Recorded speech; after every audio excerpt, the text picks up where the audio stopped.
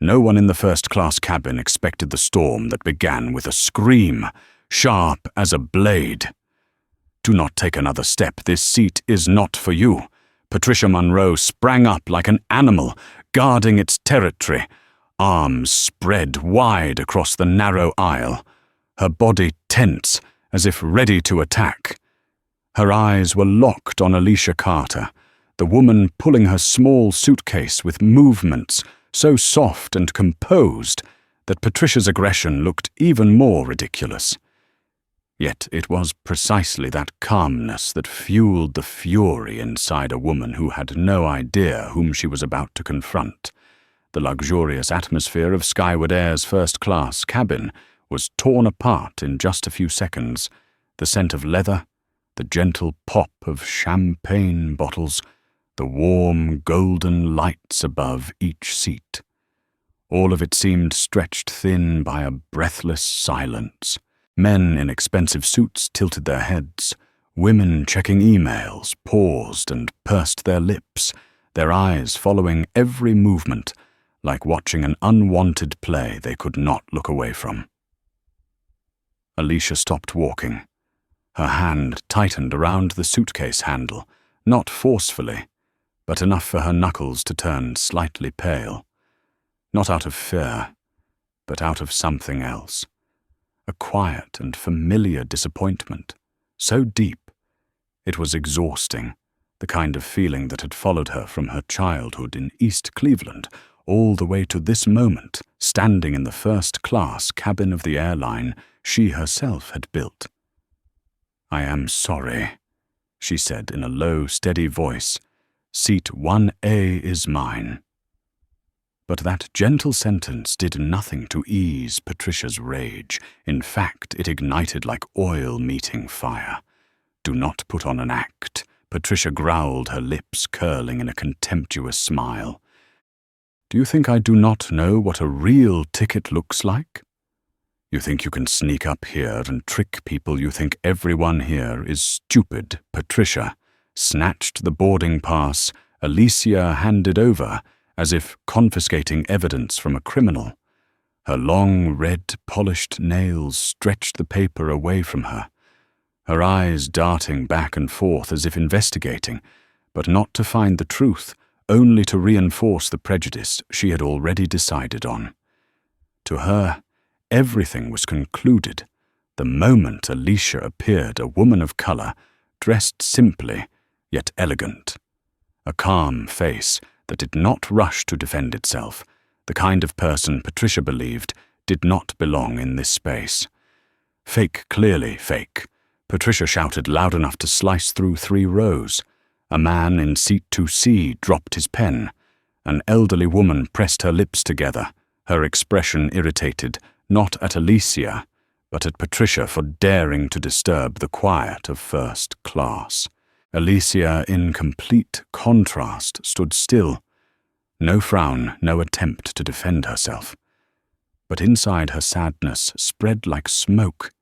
The countless times in her life she had been underestimated, judged, pushed down simply because she didn't fit into someone else's imaginary mold. The countless times she had to choose between fighting back immediately or stepping aside to observe so she could rise in another way. And today, she faced that choice again. Behind Alicia flight attendant James Miller hurried over when he heard the scream. His heart raced. He had recognized the woman from the first second, although regulations forbade him from showing it. The CEO was flying incognito today. His superiors had instructed the entire crew, do not reveal her identity. Do not discriminate. Do not give special treatment. Treat her like any passenger so she can evaluate the team. But now James was witnessing a horrifying confrontation between his CEO and an unhinged passenger. He knew he could not reveal Alicia's identity, yet he also could not let first class turn into an arena of humiliation. "Ma'am, this boarding pass is completely valid," James said, forcing his voice into neutrality. But Patricia spun around, eyes wide with fury, her voice shrill like shattering glass. "You shut up. I have been in aviation for 20 years. I know a fake ticket when I see one. You are covering for a scammer." A camera clicked on. Passengers began live streaming. A young man whispered, "Oh, wow, drama." A woman shook her head. That flight attendant should side with the VIP customer, not defend the other one. Each small comment felt like a needle against Alicia's ears. She knew exactly what they meant, but she chose not to react. Her mind split into two layers, one observing and one feeling. The observing layer noted coldly the passengers' reactions when witnessing discrimination, the look in James's eyes, torn between responsibility and fear of breaking protocol, Patricia's aggression, a kind of energy that spread like a virus. The emotional layer was heavier, a sorrow not because of Patricia herself, but because this moment was living proof of what she had always feared, that discrimination in aviation still simmered beneath layers of politeness and procedure. "Give me my phone," Patricia screamed. She started a live stream, her cracked makeup glaring under the white LED light. Everyone watching, she said triumphantly, "I just caught someone trying to steal a first-class seat with fake documents. Share this video to warn people." A wave of sighs spread across the cabin. James looked at Alicia, his eyes asking, "Do you want me to intervene more forcefully?" Alicia shook her head slightly. No words, just calm eyes like still water. Patricia stepped forward, almost pressing her face into Alicia's. "You should go back to where you belong. You do not belong here." And that sentence froze the entire cabin. Every breath stopped. A man in seat 1B closed his eyes and whispered, "She is done." Alicia did not respond. But in that moment, something lit up in her gaze. Not anger, but the quiet certainty of someone who holds real power, someone who knows a storm is about to flip every assumption upside down. Patricia sensed the shift, but did not understand why. Alicia's calmness irritated her even more, as if it struck her pride. Patricia laughed dryly and held the boarding pass up to the camera. "Here clearly fake. I will sit in this seat until security arrives." She threw herself into seat 1A, flipping her hair back with a victorious flourish. Alicia watched her lips curving slightly, in an expression no one could decipher, the expression of someone who knew the battle had ended, long before only the opponent had not realized it yet. And within a few minutes, the entire first-class cabin would know exactly what they had witnessed, a reversal, a dramatic unmasking, a moment that would shatter Patricia's arrogance and etch Alicia Carter's name into the memory of every person on that flight. Patricia Monroe dropped into seat 1A as if she had just conquered a sacred territory. She crossed her arms, lifted her chin and glanced at Alicia with triumphant eyes, the eyes of someone who believed she stood at the peak of power. But real power was standing right in front of her, silent, steady, and preparing to shatter the illusion Patricia had built for herself. James Miller remained beside Alicia, his face tense, like a violin string pulled too tight. He knew the rule: he was not allowed to reveal Alicia's identity. Yet every cell in his body was screaming that the situation was spiraling out of control. His heartbeat pounded so loudly he could almost hear it beneath the soft hiss of the air system. Mom James said, struggling to keep his voice calm, "Please stop live streaming and wait for us to handle this according to procedure." Patricia turned her phone toward James, her lips curling into a venomous smile. "Oh, I am handling it. Live stream justice. Are you scared or are you covering for your friend here?" comments flooded her screen like a waterfall. Kick her out. Another fake ticket drama. Good job, lady in red. Alicia watched every movement Patricia made. The faint tremor in her hand, gripping the phone, the seconds of false confidence Patricia tried to inflate with her loud voice. For Alicia, all of this was deeply familiar. Bias was always loudest, right before it collapsed. She inhaled slowly, not to restrain herself, but to prepare. The moment of truth was approaching. While Patricia continued her rant, an older man in seat 1, see Mr. Martin Hale, 62 years old, a retired financial expert, cleared his throat. In that moment, the sound echoed strangely loud through the tense cabin. "Ms. Monroe," he said in a deep, steady voice. "I saw your boarding pass earlier, and it said 3F, not 1A. Patricia whipped around her eyes, widening as if she had been caught stealing. "Do not meddle in things that do not concern you," she snapped her face, flushing red. "I know the rules better than you." But Mr. Hale did not back down. "No. What I know better than you is the basic courtesy expected in a first-class cabin. And since you stepped in here, I have not seen you display any of it." The cabin fell silent. A few passengers exchanged glances, silently agreeing. Patricia swallowed hard, feeling the only support she believed she had, the silent approval of those who thought like her, beginning to crumble. Alicia observed it all with quiet eyes.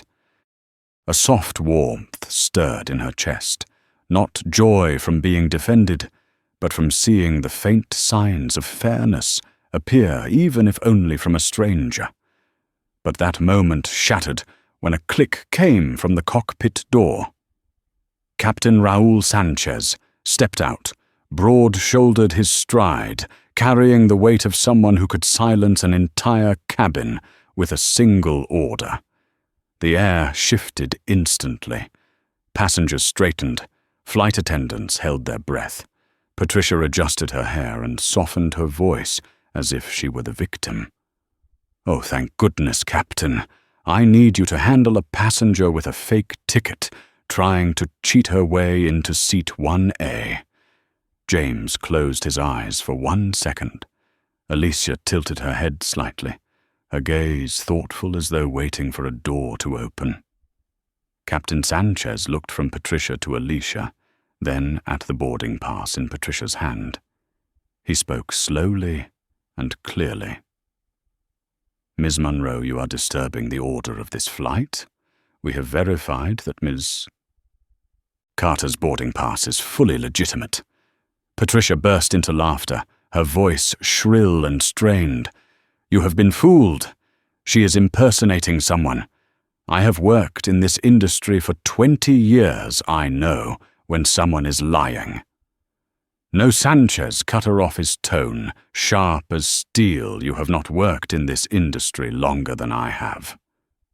Silence consumed the cabin so intensely they could hear the faint cough of a passenger behind them. Patricia refused to back down.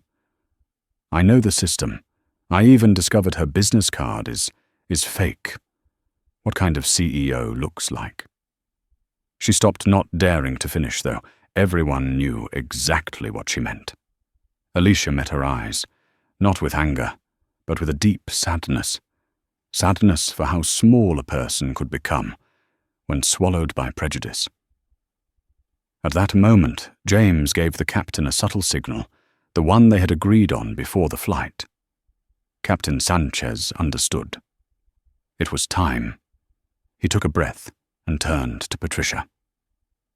"Ms. Monroe, you have just severely insulted the CEO of Skyward Air." The words detonated through the cabin like a jolt of electricity. Alicia remained silent, but in her eyes, calm had transformed into unmistakable strength. Patricia shot to her feet. "You are joking. What CEO? You mean her? That woman?" "No way. A young woman in seat 2. B whispered, Oh my God, she live-streamed herself, insulting the CEO. A man behind her pulled back, whispering, "She is completely done." On Patricia's phone, comments shifted instantly. Wait, is this real? Did she just insult her own airline's CEO? Oh no, she is finished.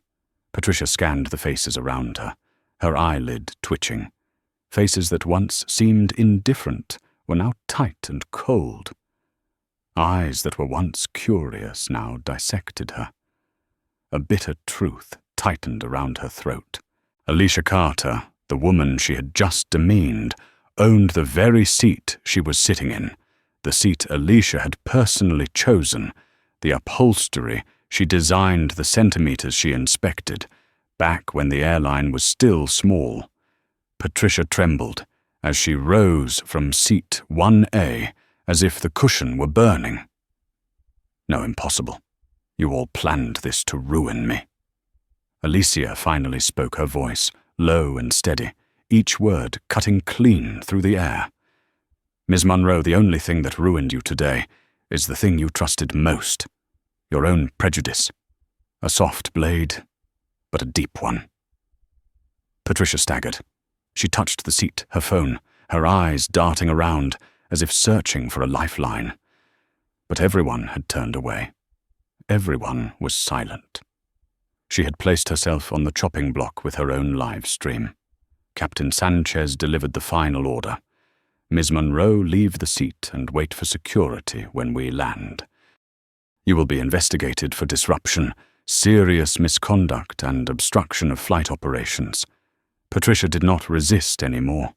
She collapsed into the seat, her face pale as ash. The live stream was still running. Comments still raced. The storm continued to swirl around her. And Alicia, she adjusted her sleeve and walked toward seat 1A, her seat with the calm of someone who knew that true power never needed to shout. It only needed one moment to stand up. And that moment had just arrived. The first-class door closed gently, but to Patricia Monroe, the sound struck like a hammer, delivering a sentence. She sat hunched in the spare seat by the partition, her phone trembling in her hand, the live stream still running, comments racing across the screen like an angry swarm of bees. She tried to swipe it off, but the screen blurred under her shaking, sweaty fingers. Panic no longer hid behind the arrogant mask. It had spilled out raw and undeniable, so visible that no one around her could pretend not to see it. Everyone had witnessed her confidence collapsing like a tower, built from delusion, toppled by a sudden gust. Meanwhile, Alicia Carter was settling into seat 1. Slowly and firmly, as though she were returning to the place that had always belonged to her. The soft cabin light washed over her face, deepening the serenity etched there. But beneath that calmness was an ocean of shifting emotions, sadness, disappointment, and a cold, unwavering resolve. Alicia stared straight ahead, not once glancing at Patricia. She did not need to. The truth had exposed itself, and nothing more was required from her. James Miller stood beside seat 1A, trying to remain composed, though his legs trembled slightly. He leaned in and whispered, "Miss Carter, we are truly sorry." Alicia shook her head gently. "You are not the one who needs to apologize." Her voice was steady and calm, yet something in it tightened James's throat. Not out of fear of punishment, but because he realized this woman had carried the weight of silence for far too long. Across from them, Mr. Martin Hale, the older man who had spoken up earlier, observed quietly. His eyes were lowered, thoughtful. He had seen many injustices in his lifetime, but few were as starkly exposed as this unfolding right here in a first-class cabin, often believed to represent the height of civility. He wondered, how many people like her have stayed silent and let things pass? How many never had the chance to say, I belong here." Behind them, a few passengers whispered to each other, in voices meant to be discreet, but now unintentionally clear. Did she really live stream herself? Insulting the CEO? She's done. No saving that. I just saw online. The clip is already being shared everywhere. Alicia heard it all. But she chose not to react. Not with bitterness. Not with anger. She simply exhaled a long, soft breath that released the heaviness in her chest. Captain Raul Sanchez stepped into the center of the cabin, his voice carrying just enough to be heard. "Ladies and gentlemen, the earlier incident has been resolved. We will depart in a few minutes. Thank you for your patience." But before he could walk away, he heard a faint voice behind him. "Patricia. Captain, please." "I did not know. I did not mean to. I misunderstood." Her voice cracked, nearly breaking into tears. But that apology, if it could be called one, was not directed at Alicia. It was aimed at the fear of punishment, the fear of humiliation, the fear of being ruined. Alicia sensed that instantly. Sanchez looked at Patricia for a brief second before replying, each word cold and deliberate. "Ms. Monroe, everything was recorded by you. Your responsibility is to face the consequences." Patricia froze, her eyes widening as she realized her own live stream was the evidence against her. She had built the gallows herself. Alicia watched the moment unfold, and her heart tightened. Not out of pity, but because she recognized something brutal. People rarely see the truth about themselves until they are pushed into a dark corner. As the aircraft began to taxi, the engines hummed, smooth yet powerful, filling the cabin. Alicia closed her eyes for a brief moment. In her mind, an old memory resurfaced unexpectedly, the time she had been denied entry into first class on an older airline, despite having a valid ticket when she was still a young engineer, carrying a laptop and dreams far larger than her age. When people looked at her and saw only a woman of color, no one saw the aviation plans she wrote through the night. No one saw the equations, the designs she drafted in a small rented room. No one saw the leadership that would one day make her CEO. Those memories blended into today's reality, like two merging colors making her heart ache, yet sharpen with clarity. The plane lifted off. The signal lights dimmed, but before the cabin fully settled, a small sound rang out, the vibration of phones buzzing in pockets throughout the section. Patricia looked at her own screen. A notification appeared. "Supervisor, call me now." Her face turned pale. Then came 3 missed calls from her company. Then a message from a colleague. "Oh my God, your video is going viral." Alicia's eyes shifted slightly in her direction. Just a brief glance. Enough for her to sigh inwardly. This is the consequence of careless words. But that was not the final blow. James received a message from the operations team. Upon landing, airport security and company representatives will be waiting at the gate. Prepare a full report. He swallowed hard. The investigation would be intense. Ms. Monroe would certainly face a flight ban. But deeper than that, James knew Alicia would not let the matter end with punishing one person. She was the kind of leader who made an entire system reevaluate itself. Once the plane reached cruising altitude, Alicia opened her laptop. But instead of working, she stared blankly at the screen for a long moment. Long enough for James to understand she was thinking about something far bigger than the incident. Eventually, she closed the laptop, lifted her head, and gazed out the window at the deep blue sky.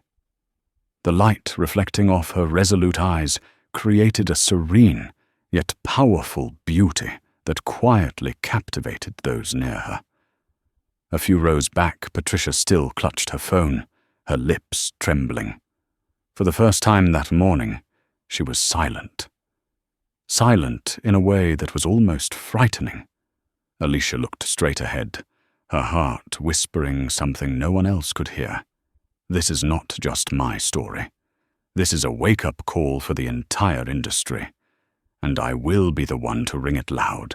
The plane glided through the sky, but in the first-class cabin, everyone knew when they landed, an earthquake would follow.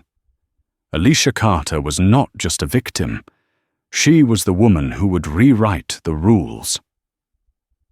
When the plane stabilized in the sky, the first-class cabin fell into a strange silence. Not peaceful, but a heavy quiet like the surface of the ocean holding its breath before the next storm. Alicia Carter sat in seat 1A. Her hands interlaced her gaze, drifting out the window. From above, the drifting clouds looked like soft cushions of cotton, completely at odds with the weight pressing over the first-class cabin. She felt as if she were in two places at once, in this brightly lit aircraft cabin, and in the years before, when she was just an unknown engineer, standing in line, waiting for a chance. Inside, her memories collided like sparks, flickering through fog. Her eyes closed for a brief moment, letting past and present blend into a spiral of emotion. In the spare seat, Patricia Monroe sat, curled up, her hands clenched so tightly her nails left red marks on her skin. Her phone continued to vibrate non-stop, each vibration hitting her chest like a blow.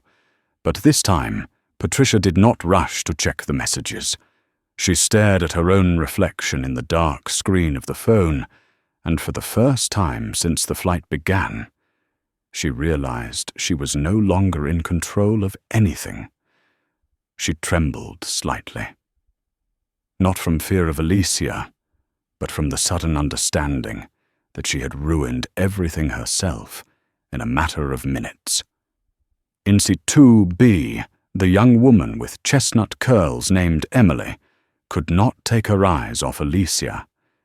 Emily had never witnessed such blatant discrimination, so close in a space meant to represent luxury and civility.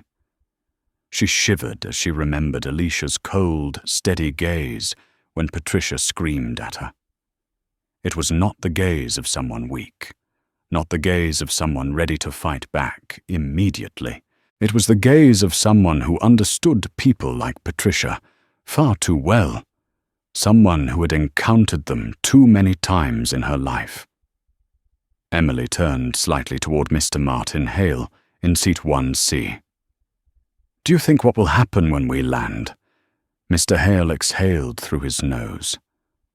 "I only know one thing," he said quietly but firmly. "When Miss Carter stands up, the entire airline industry will have no choice but to listen." At the front of the cabin, James Miller was writing the internal report on his handheld device. But his eyes kept drifting toward Alicia.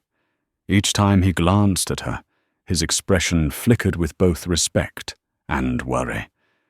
Because he knew the moment the plane landed, not only would Patricia face a storm, but the entire company of Skywood Air would have to answer to their own CEO, a CEO who had just personally experienced discrimination on one of her own flights, a CEO known for her leadership style, never overlooking injustice.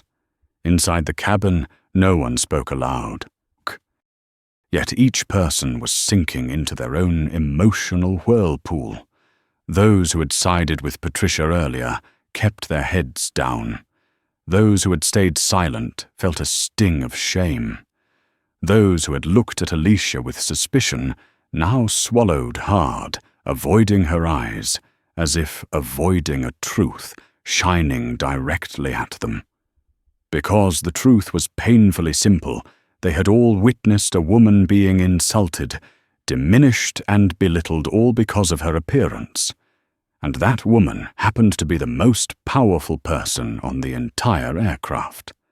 Alicia opened her eyes, At that moment, the plane shook slightly as a flight attendant moved down the aisle gathering drink trays. Just a small tremor, but enough to snap the whole cabin out of their thoughts. Emily adjusted her seatbelt, still watching Alicia. A strange feeling grew inside her admiration. Not the temporary kind, but the kind that changes the way a person sees the world. Behind them, Patricia dared to glance at Alicia. It was a trembling look, panicked and haunted. Her eyes were swollen, her mascara smudged slightly, but she did not wipe it. She did not dare. Instead, she whispered to herself so quietly, only she could hear. I did not mean to. I did not know. I did not know she was the CEO. Yet inside Patricia, another voice rang clearer than any excuse. Even if she were not the CEO, you were still wrong. She swallowed that truth, but it caught in her throat like a shard of broken glass. The plane began to slow slightly, signaling the start of descent. Captain Sanchez stepped out once more, walking slowly past each row.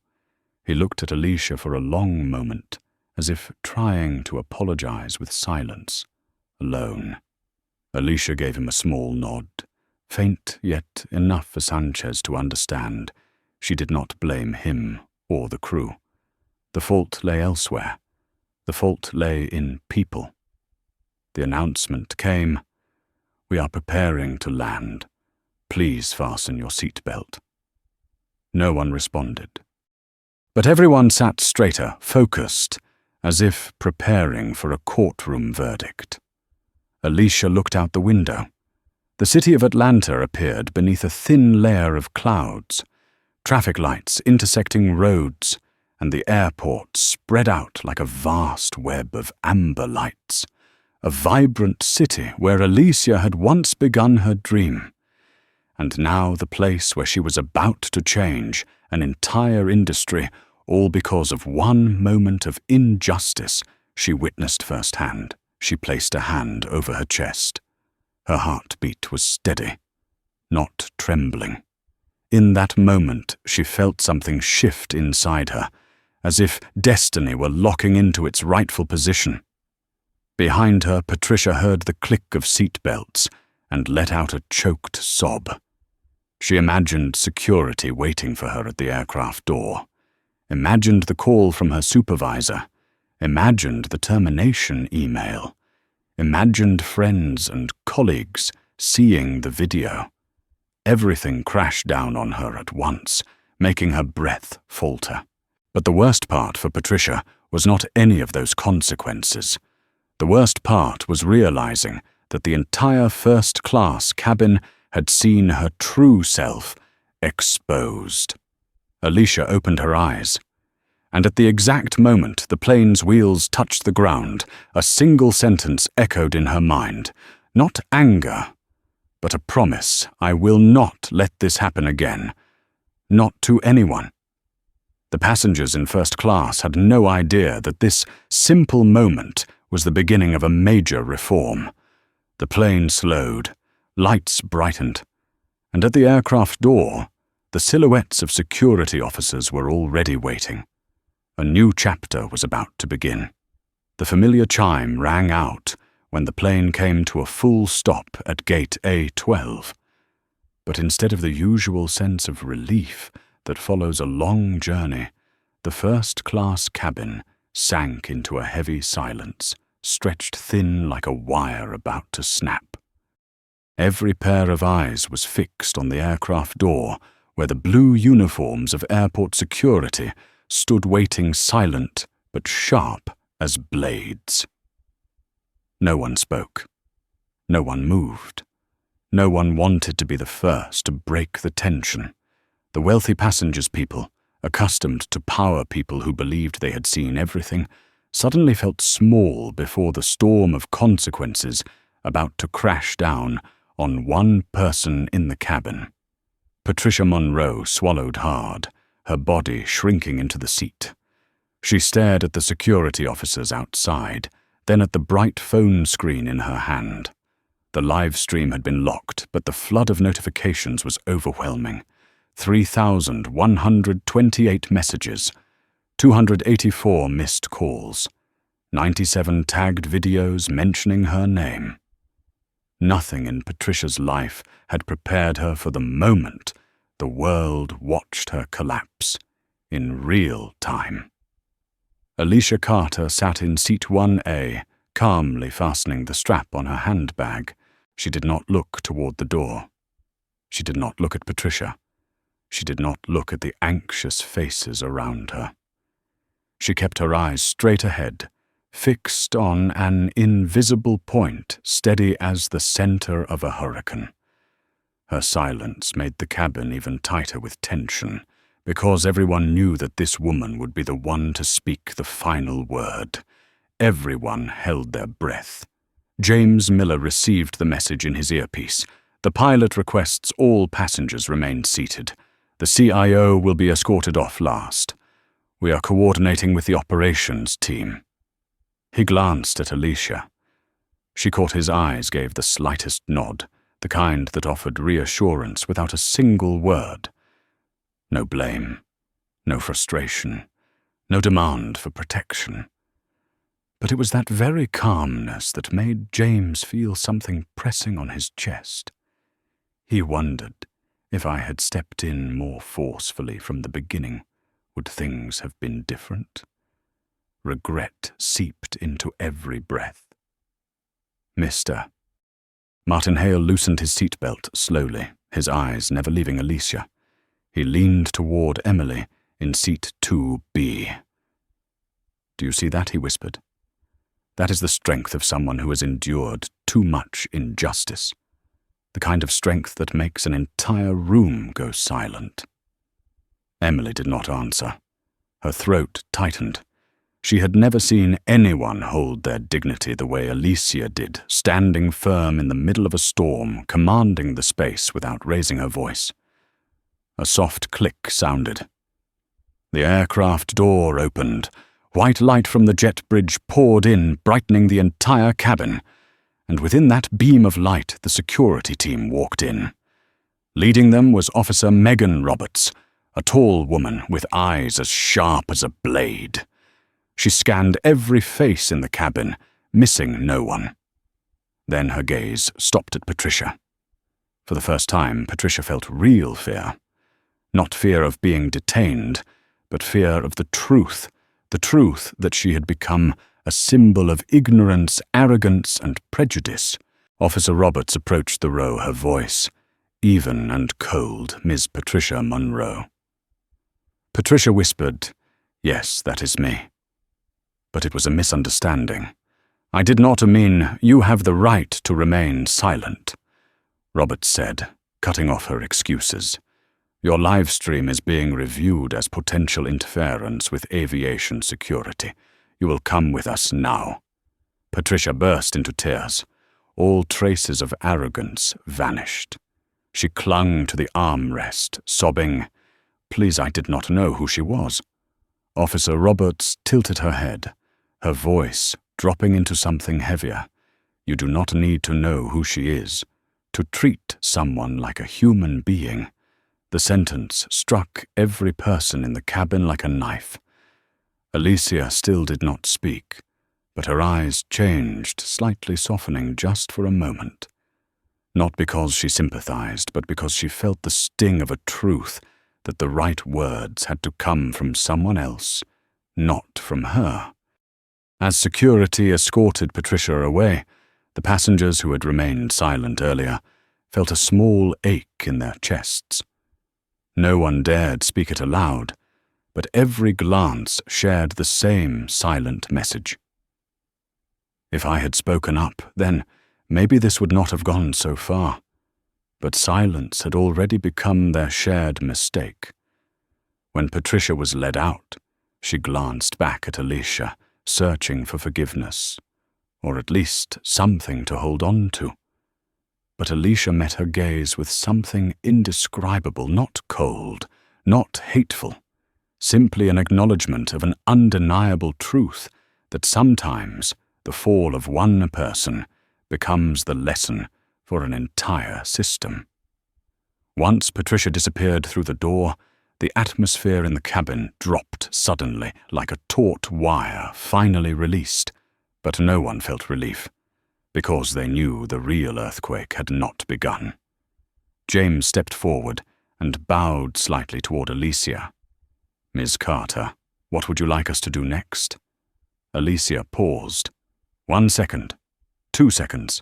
Then she spoke, her voice low, but carrying through the cabin like a command.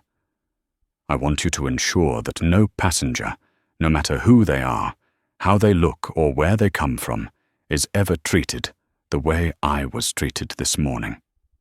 "Not ever again?" James bowed lower. "Yes, I understand." Mr. Hale placed a hand on his armrest, leaning slightly toward Alicia. "Miss Carter, I believe what you just said will change the entire industry." Alicia looked at him, then offered a faint smile. Not a joyful one, but one filled with inner strength. "I did not come here to change the industry," she said softly. "But if the industry chooses to change because of what happened today, I will not stop it." Emily took a deep breath, as if she had just made a decision for her own life. She stepped forward slightly, her voice trembling, but sincere. "Ms. Carter, I am sorry that I did not say anything." Alicia turned to her, her gaze gentle. "It is not your fault. But if one day you see someone being mistreated, speak up." Emily nodded, her eyes red, as if she had just understood something young people often learn, too late, that silence is a choice, and sometimes it is the wrong one. The cabin lights brightened, first class filled with pure white light. But for the first time during the entire flight, Alicia felt she was standing in the right kind of light. The light of truth, of justice, and of a mission larger than herself. The cabin door opened fully. A corporate operations staff member stood waiting, his face tense but respectful. "Miss Carter, the board is waiting for you in the emergency meeting room." Alicia stood up. The moment she stepped away from seat 1A, every passenger in the cabin rose to their feet. No one told them to. No one planned it. But they all stood, because it was the only right thing left to do. No one applauded. But the respect shining from their eyes filled the cabin. Alicia bowed her head slightly, then stepped off the plane. Outside, security had already taken Patricia away, but the important part was not who had been led out. It was who had stood up. The hallway leading out of the aircraft echoed with the footsteps of Alicia Carter, each one light yet resonating in the minds of the people walking behind her, like metal striking stone. No one said a word. On one side was Alicia standing tall, her expression calm like the surface of a windless lake. On the other side was the Skyward Air Operations team, people who had never imagined they would be being their own CEO under circumstances like this. And behind them, trailing like a shadow of defeat, were the distant stares of first-class passengers watching from afar, unable to detach themselves from the moment they had just witnessed. They were not just looking at a CEO. They were looking at a walking warning. The connection corridor between the gate and the operations room glowed with the white light of halogen lamps. But that brightness only made the worried creases on the managers' faces more visible. Leading the group was Eleanor Price, the 52-year-old director of Atlanta Flight Operations, a woman who had managed crises far larger than this one, yet her face still showed a flicker of fear. Ms. Carter Eleanor spoke first, her voice unusually small. We sincerely apologize for what happened. A meeting room is ready. The legal department is also. Alicia lifted one hand, slightly signaling her to stop. I am not here to hear apologies. She said, her voice low but sharp as a thin blade. "I am here to hear the truth." Eleanor bowed her head. "Yes, I understand." The meeting room doors opened. A wave of cold air rushed out, carrying the suffocating silence of a space where every word carries weight. The long table in the center polished walnut reflected the light, and the senior managers seated around it sat upright like students awaiting punishment. The smell of hot coffee, mixed with human anxiety, created the bitter scent of crisis. Alicia pulled out a chair but didn't sit. She placed her hand on the back of it, scanning each face one by one. No blame, no anger. But her gaze alone made each person feel as though they were being exposed under an unforgiving white spotlight. "James has given the initial report," she asked. Eleanor nodded immediately. "We have collected statements from James, from Maria, and the cabin camera data." And the live stream Alicia added her tone unchanged. The room stiffened. They knew how Patricia's live stream had spread like a spark in dry grass. The evidence of blatant insult, and the evidence that Skyward Air allowed a passenger to do that to its own CEO. "Show me," Alicia said. Eleanor opened the laptop. In the absolute silence of the room, the sound of the live stream played like a slap. Patricia's voice echoed through the speakers. "She does not belong here. Fake ticket. Fraud. I know this industry better than anyone." Alicia's expression did not change, but her eyes narrowed slightly, not out of pain, but from a tightening resolve as sharp as steel wire. When the video reached the moment, Patricia dropped into seat 1A, as if claiming territory. A few managers shut their eyes in shame for the entire aviation industry. Alicia said nothing. She did not need to. Everyone in the room understood that every second of that video was not just a personal insult, but a sign of a deeper sickness within the system discrimination born of prejudice. When the video ended, the room fell into a dense silence. Alicia drew a slow breath. "This happened to the CEO," she said. "But I want to know what happens when the person is not me." The room froze. One question weighted as heavily as an entire industry. Alicia walked around the table, placing both hands on the polished wood, her voice low, like thunder preparing to break. "I want a list." A list of what Ms. Carter Eleanor asked, her voice trembling slightly.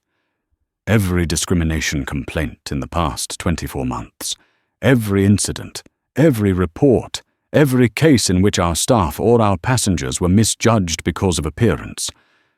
No one spoke. Some swallowed hard. Some lowered their heads. Alicia continued, "I want to know how many people like me stood in front of a Patricia Monroe, and how many Patricias were forgiven, overlooked, or never disciplined properly." Her voice was not loud, but it filled every corner of the room. A regional director spoke softly. "We will need time to compile this." Alicia lifted her head, her eyes sharp as a blade. "You have 48 hours. No one dared object. She moved toward the digital board at the end of the room. "From this moment on," she said, "Skyward Air is not only aiming for growth revenue or customer satisfaction. We are aiming to become the first airline with zero tolerance for discrimination."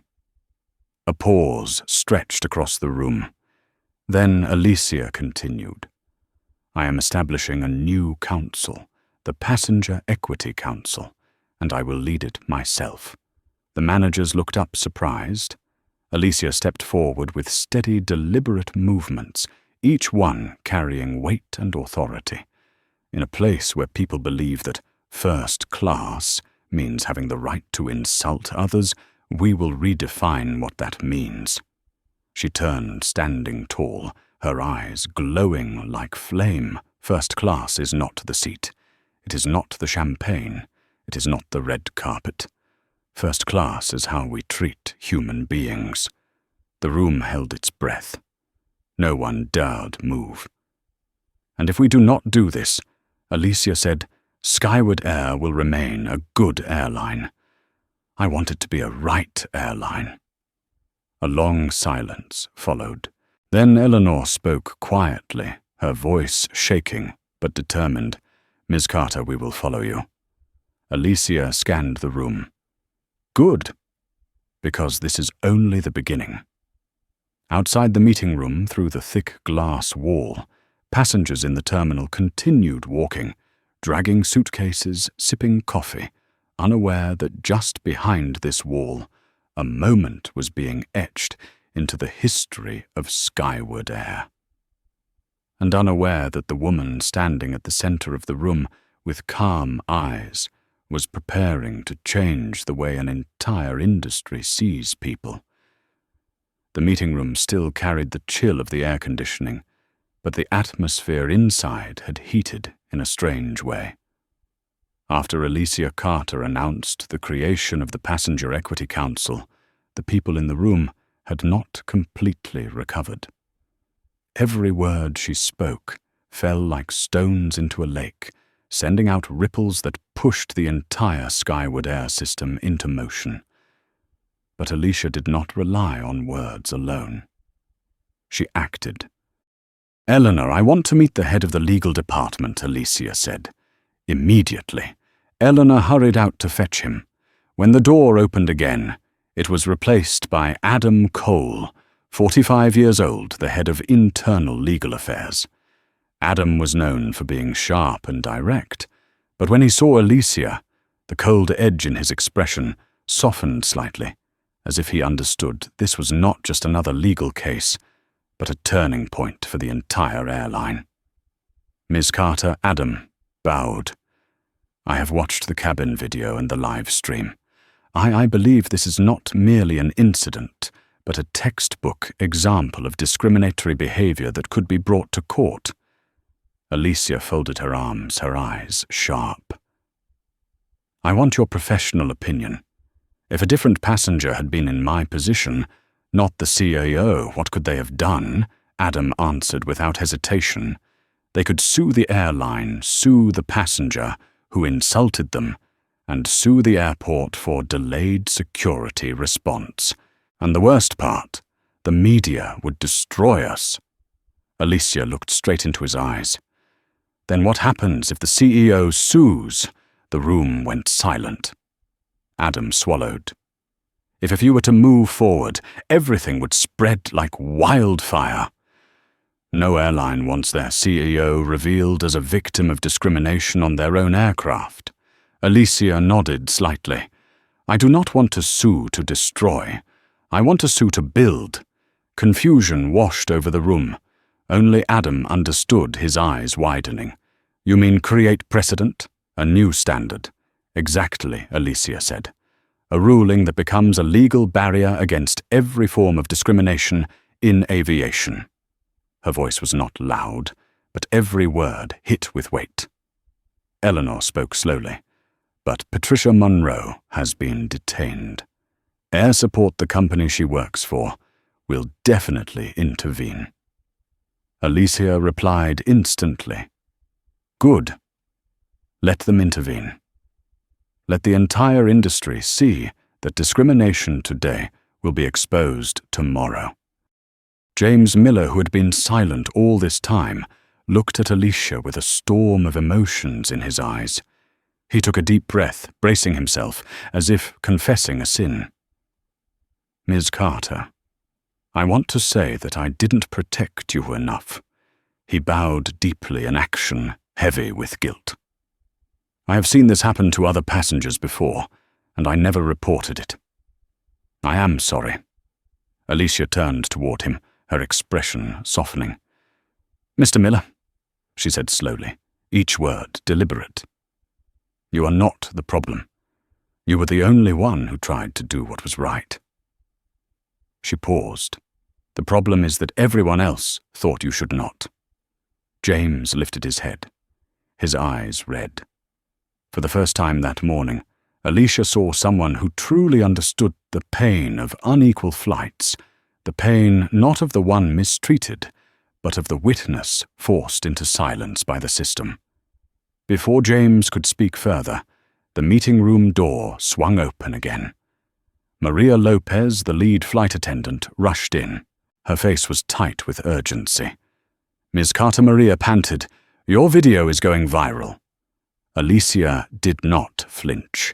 How many views? Maria held up her phone, her voice trembling slightly. Over 600,000 in 15 minutes. Major news sites are starting to repost it. The hashtag Fair Skies is trending. The room gasped quietly, but Alicia remained still like a statue. Only her eyes shifted, not with panic, but recognition. The moment had arrived. Adam spoke slowly. "Ms. Carter, a movement is forming around you. But if you stay silent, it may explode beyond control." Alicia smiled faintly. Not a smile of joy, but the smile of someone who had waited for this moment her entire life. "I will not stay silent." She turned to Eleanor Gather, the entire communications team. "I will hold a press conference in 2 hours." The room seemed to lose all its air. Eleanor blinked, stunned. "A press conference today? Are you certain? This could affect stock value, affect partners, affect morality far more," Alicia cut in. "If I hide, the story will be twisted.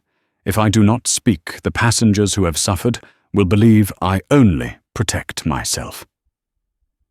Alicia looked through the glass toward the airport terminal, where travelers rushed with suitcases. "I stand here today because I was lucky." She closed her eyes briefly. But thousands are not. No one dared breathe loudly. Alicia opened her eyes, and in them was something deep, bright, unshakable, a force that made everyone feel as though they were standing before a storm, about to tear apart every old boundary. "We will not wait. We act now." She turned to Adam. "Prepare legal guidance for me. What I can say, and especially what I must not say." Adam nodded hard. "I will begin immediately. Eleanor Alicia, continued cancel all internal meetings today. Arrange an emergency briefing with all regional leaders through Zoom. I want them to hear this from me, not from the news." Eleanor straightened. "Yes, Ms. Carter." Alicia looked at James and Maria. "You two will join me at the press conference." Maria startled. "Us with you," Alicia said. "I will not appear alone. I will stand beside the people who witnessed the truth." James whispered, "Ms. Carter, you trust us?" Alicia nodded. "I trust those who saw what was wrong and wanted to make it right." And then, once everyone had been assigned their task, Alicia stood tall. Not angry, not furious. Only one thing shone through her expression: resolve. A quiet resolve, heavy as atmospheric pressure.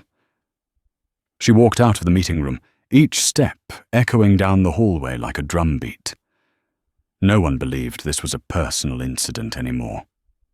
This was the beginning of a revolution the aviation industry never saw coming. 2 hours later, the Skyward Air Press Hall at Atlanta Airport was flooded with camera lights, microphones, and a low, tense murmur. The large screen behind the podium displayed the Skyward Air logo, but the atmosphere carried none of the usual tones of brand promotion. It felt more like a hearing than a press conference. Members of the media pushed forward questions ready, while the online audience count climbed every second. The number on the streaming bar jumped rapidly from 100,000 to 150,000, then 200,000 viewers waiting for the live stream to begin. This was no longer the story of an airport. This was the story of America. The doors opened. Silence fell like a heavy curtain. Alicia Carter walked in, holding a folder but not looking at it. Her presence alone made the entire room pause for a beat. Behind her were James Miller and Maria Lopez, walking a half-step behind, like two witnesses in a critical investigation. Alicia stepped to the podium, sweeping the room with her gaze. No tremble, no hesitation, only the composure of someone prepared, not just for this conference, but for the battle that would follow. She set down her folder and lightly gripped the podium. The microphone caught her first breath, long, deep, steady. "Thank you all for being here." Alicia began, her voice low and resonant, powerful enough to command the room, even without amplification. "I know the reason we are here today is not to talk about aviation. It is to talk about how we treat human beings." A few reporters tightened their grips on their notebooks. Camera lights flared brighter. Alicia continued, "This morning in the first-class cabin of a Skyward Air flight, I experienced a severe act of discrimination from another passenger. It circulated online within minutes, and I know why it spread so quickly." The room held its breath. Because many people have lived through the same thing. Silence hit the walls like an echo in a canyon. No one moved. Some reporters pressed a hand to their chest, as if her words had struck something inside them. Alicia lowered her voice, each sentence carved into the air. The only difference is they were not CEOs of an airline. They did not have someone recording it. They did not have someone to speak up, and no one stood for them. Standing behind Alicia, James felt his eyes burn, remembering the moment he lacked the courage to step forward when Patricia insulted her. Maria pressed her lips together, flooded with guilt for not intervening sooner.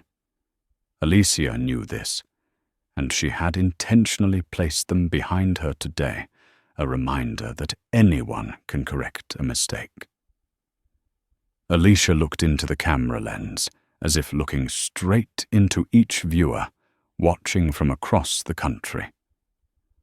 Discrimination does not begin with a shout. It begins with silence, with the moment people choose not to stand up, and this morning we all saw how that silence almost made everything worse. The sentence sliced through the room like a slow blade. "But I am not holding this press conference to talk about pain," Alicia continued. "I am here to talk about change." She lifted a document, its cover titled, "Passenger Equity Council Industry-Wide Protection Framework."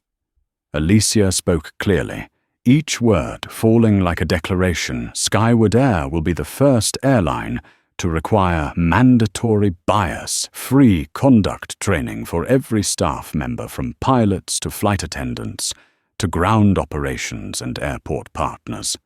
Cameras zoomed in. Thousands watching the live stream sent reactions flooding the screen. But Alicia did not waver. "We will establish an anonymous reporting line for passengers, anyone, anytime, if they feel discriminated against. Every report will be handled directly by me and the council." A reporter stood up, Miss Carter. "This may put heavy pressure on other airlines." "Do you expect strong backlash?" Alicia looked straight at him. "If someone reacts harshly to fairness, that is the real problem." A few people let out soft gasps. Another reporter asked Ms. Carter, "What about Patricia Monroe? Do you intend to press charges or demand severe penalties?" Alicia went silent for a moment. One long moment. Then she said, "I do not pursue retaliation." The press room murmured. Alicia continued, "Retaliation changes nothing, but legal accountability does." She set the document down, her voice sharpening. "Ms. Monroe insulted, defamed, and interfered with aviation security.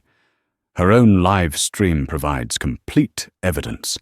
Her company and the security authorities will handle the matter according to the law. Alicia drew a soft breath, her eyes deepening. All I want is for her and everyone watching to understand this. Sometimes the greatest lesson is not the punishment. It is being seen. The entire room fell into a silence, heavy as bronze. At that moment, a communications staff member approached with a note. Major General from Aviation Security wants a joint statement. In the back of the room, the general stepped up beside Alicia. He addressed the crowd. Since this morning, we have received more than 200 reports from passengers who experienced similar treatment as Ms. Carter, but never dared to speak. We will work with Skyward to investigate all of them. Alicia looked at him and nodded a nod shared between two forces standing on the same side of justice. The press conference lasted more than 1 hour. When Alicia stepped away from the podium, the entire room rose to their feet. No one applauded, as if applause would cheapen the gravity of what they had witnessed, but they stood solemn and reverent, as though Alicia was not a CEO but a witness of an era. As the doors closed behind her, Maria whispered, "Ms. Carter, you just did something no one has ever dared to do." Alicia turned and offered a faint smile, a sad but strikingly beautiful smile. "I only did what should have been done long ago." Outside the airport's large screens were replaying the press conference live stream. Above it, a headline scrolled, "Alicia Carter, the woman who turned injustice into reform." Alicia saw it, but her heart focused on only one thought. This is only the beginning. Less than 2 hours after the press conference ended, its shock waves had already traveled far beyond Atlanta Airport, crossing state lines, reaching the glass towers of major airlines, and echoing through closed conference rooms where the press was never allowed. Television networks cut regular programming to broadcast urgent updates. Social media erupted like a tornado. One single hashtag dominated every platform, Fair Skies, and at the center of that storm was Alicia Carter, the woman who had stepped forward not only as a victim, but as the leader of a revolution no one had seen coming. Major airlines were forced to hold emergency meetings. In a boardroom in Dallas, the CEO of an old airline slammed the table. "If we do not issue a statement immediately, people will think we are against her." In Chicago, another carrier was in a heated argument. "Stand with Skyward. Carter is setting the trend, and if we do not follow, we will be left behind." In New York, a human resources director exclaimed, "We will have no choice but to adopt Skyward's standards. Carter opened the door, and the public will not accept a step backward." Meanwhile, Alicia sat in a temporary office inside Atlanta Airport, not far from the press hall, but enveloped in an almost eerie quiet. She did not watch television. She did not check social media. She did not monitor which airlines were siding with Skyward. She stared at the table where a glass of water had long gone cold. Maria and James sat across from her, waiting silently for her to speak. But Alicia did not. She was listening. Not to the room, but to her own heart, the sound within a person who has just opened the door to a road that is enormous, long, and profoundly lonely. James was the first to break the silence. "Ms. Carter, the press says you have changed aviation forever." Alicia looked up, her eyes soft but tired. Do not trust the press when they talk about forever. Nothing has changed until policies change, until people change. Maria placed her hands on the table, her voice gentle but firm. "You made millions of people watch. They will stand with you." Alicia smiled a sad smile rather than a happy one. "Maria, many stand with you. Few act with you. She looked directly at them. I need both of you to be the ones who act. James straightened. Anything you need. We will begin investigating every instance of discrimination that has been dismissed in this company's history, Alicia said. James, you witnessed this morning's incident firsthand. You will lead the team collecting and analyzing internal reports. I want a full breakdown within 1 week. Maria nearly jumped from her seat. 1 week, Ms. Carter. The number of incidents from 10 years back is impossible to count. Alicia tilted her head. That is why I need you. It does not need to be perfect. It needs to be honest. Maria took a deep breath. Yes, I will do it. As they spoke, Alicia's phone vibrated. A strange number, but she knew exactly who it was. A deep, familiar male voice spoke when she answered Alicia. It is me, Benjamin Ford.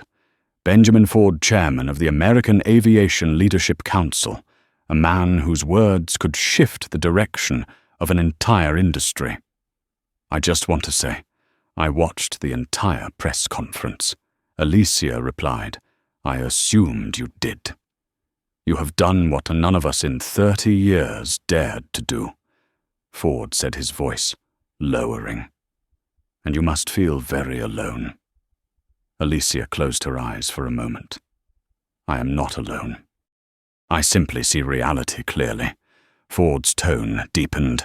I will convene the National Aviation Alliance meeting this week, and I want you to speak before every CEO of every major airline, Delta United American, Frontier JetBlue, all of them. James and Maria stared at Alicia, eyes wide, as if they had just witnessed history rewriting itself. Alicia opened her eyes, her voice steady. Benjamin. I do not need honor. I need action, Ford replied instantly. And you will have it, I promise. Alicia ended the call. Outside the glass window, the Atlanta runways were still alive with motion. Engines roared as aircraft lifted off into the sky, leaving long white streaks behind them like brush strokes on a blue canvas.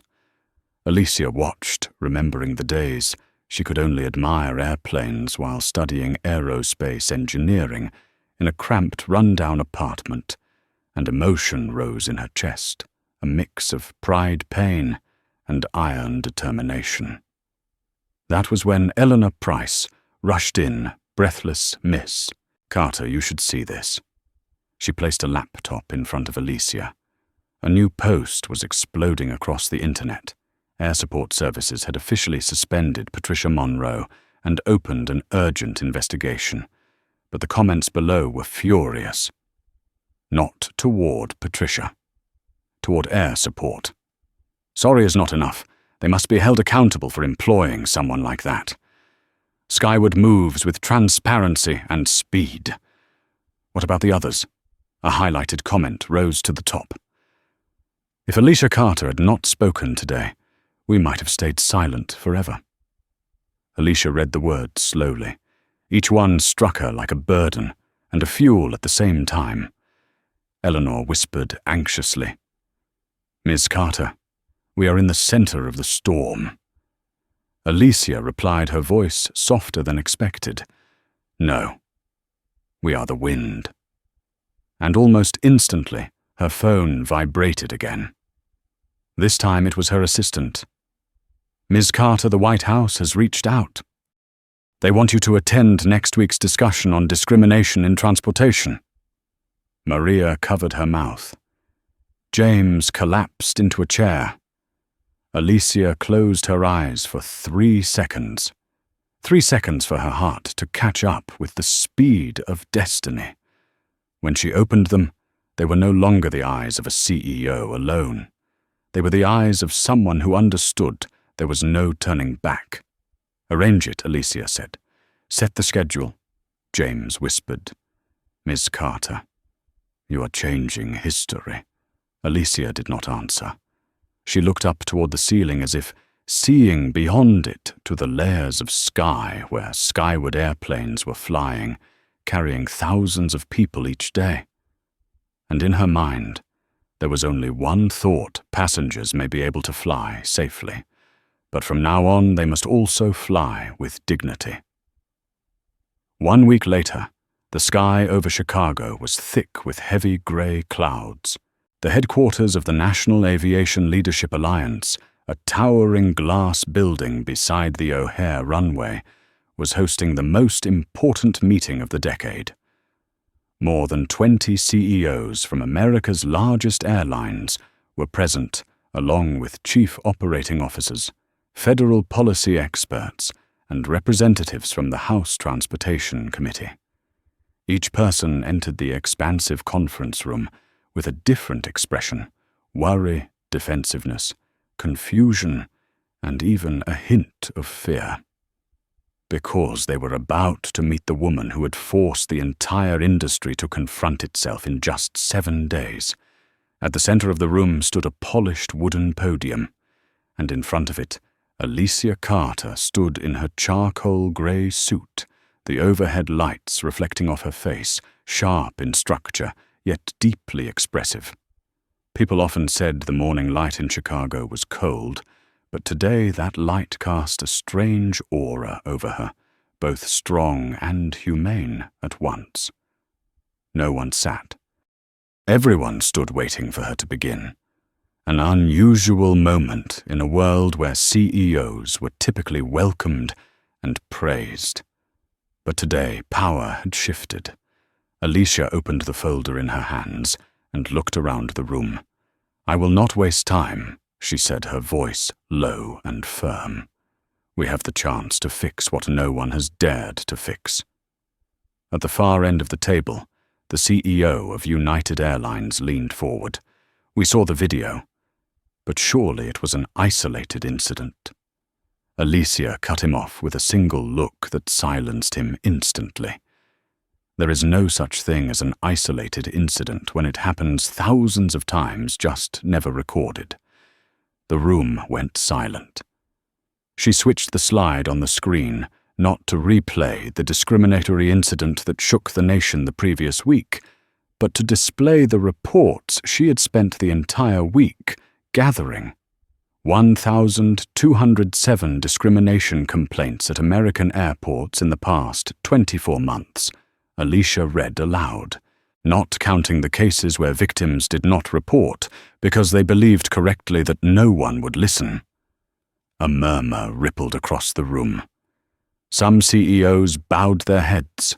Others pressed their lips together, as if trying to hide embarrassment. Alicia lowered the slide. "I am not here to revisit my own story. That is irrelevant compared to a system that allowed the same thing to happen to people who have no voice."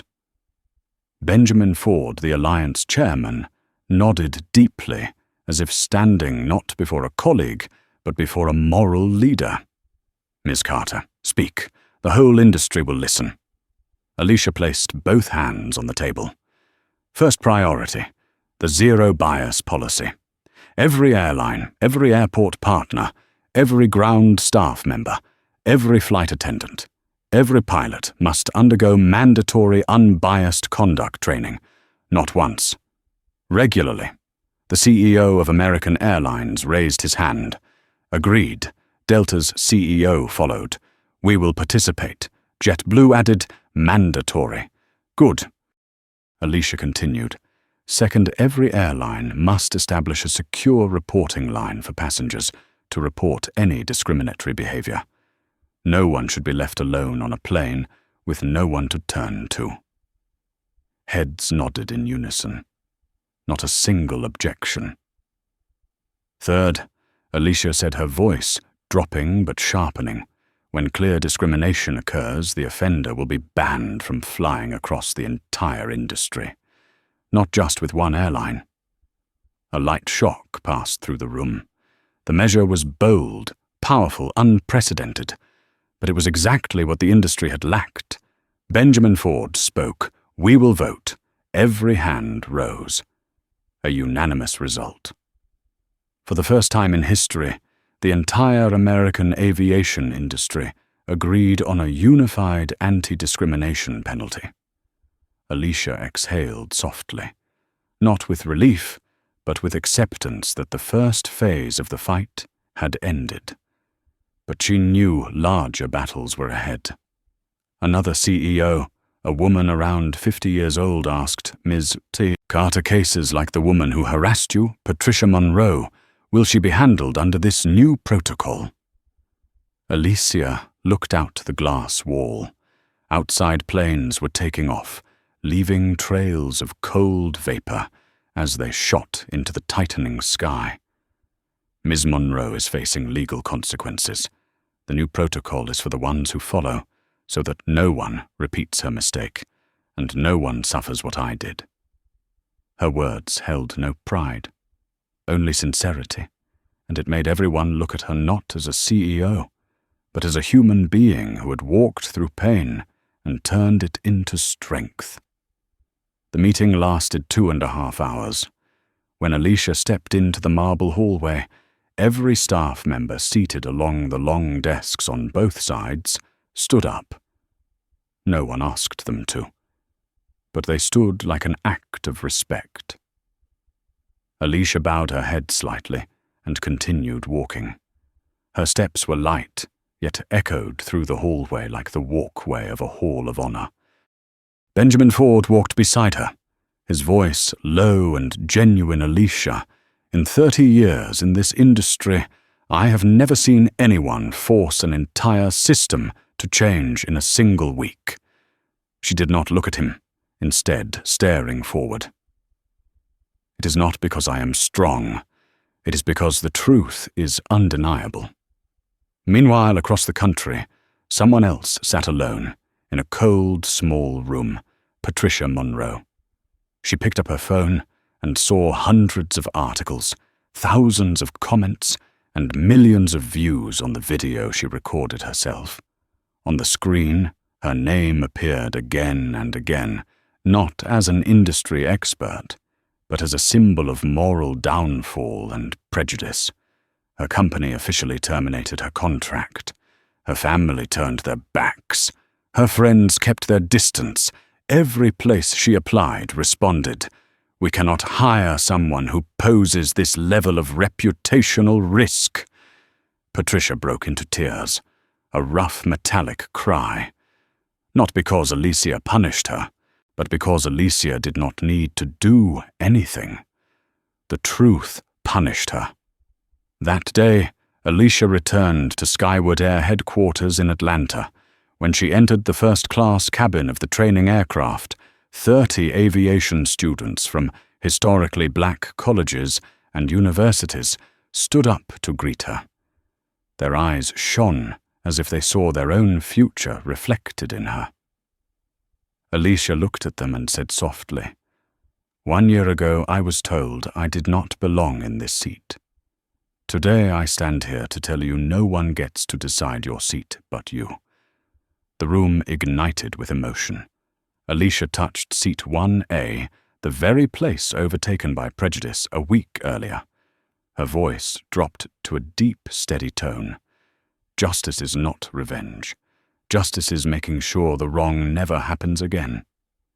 She turned and looked into their hopeful eyes. "And you will be the ones to ensure that." A young woman asked, her voice trembling, "Ms. Carter, what made you stand up so strongly?" Alicia smiled, warm but heavy with sorrow.